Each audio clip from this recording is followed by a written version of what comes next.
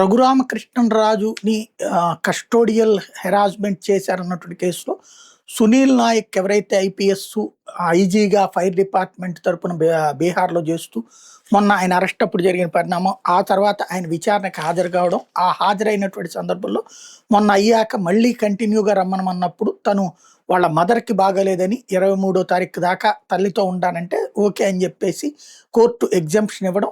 ఆ తర్వాత ఇందులో నెక్స్ట్ ఆంజనేయులు, మాజీ డీజీ స్థాయి అధికారి, అట్లాగే మాజీ డీజీ స్థాయి అధికారి సునీల్ కుమార్, ఈ ఇద్దరిని అరెస్టులు ఇదెక్కే ప్రశ్నించడానికి రంగం సిద్ధమవుతోంది అన్నటువంటి నేపథ్యంలో ఆంజనేయులు, సీతారామాంజనేయులు ఆ మధ్యన అరెస్ట్ అయ్యి ఏది జత్వానీ కేసులో జైలుకి వెళ్ళి బెయిల్ మీద బయటకు వచ్చి ఆ తర్వాత తన పనేదో తను చేసుకున్నారు. ఇంతవరకు నోరు మెదపలేదు.